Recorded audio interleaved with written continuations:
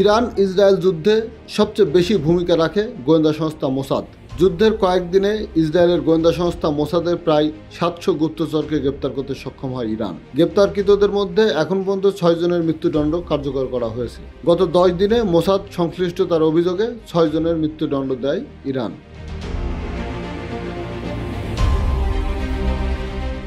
বুধবার ইসরায়েলি গুপ্তচর সংস্থা মোসাদের সঙ্গে যোগসাজশ এবং গুপ্ত হত্যায় ব্যবহৃত যন্ত্রপাতি চোরাচালানের দায়ে দোষী সাব্যস্ত 3 জনের মৃত্যুদণ্ড কার্যকর করেছে ইরান। বার্তা সংস্থা রয়টার্স এ তথ্য নিশ্চিত করেছে।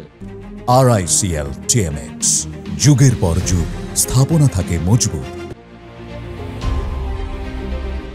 কয়েক দশক ধরে ছায়াযুদ্ধ চালানো ইরান ও ইসরায়েল এ মাসের মাঝামাঝি সরাসরি সংঘাতে জড়িয়ে পড়ে। মঙ্গলবার দুপক্ষের মধ্যে যুদ্ধবিরতি কার্যকর হয়। গোয়েন্দা সংস্থা মোসাদ ইরানের পরমাণু কর্মসূচিতে বাধা প্রদান করার জন্য বিজ্ঞানীদের হত্যা ও নানা ধরনের নাশকতা চালায়। ইরান মোসাদের এজেন্টদের খুঁজে খুঁজে বের করে। এ পর্যন্ত 700 জনকে গ্রেপ্তার করেছে ও 6 জনের মৃত্যুদণ্ড কার্যকর করেছে।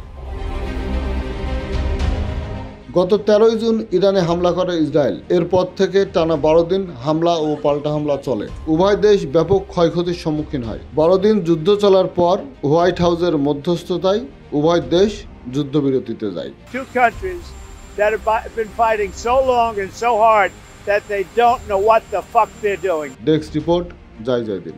You know, the Iranians are very good traders, very good business people. And they got a lot of oil. They should be fine. They should be able to rebuild and do a good job.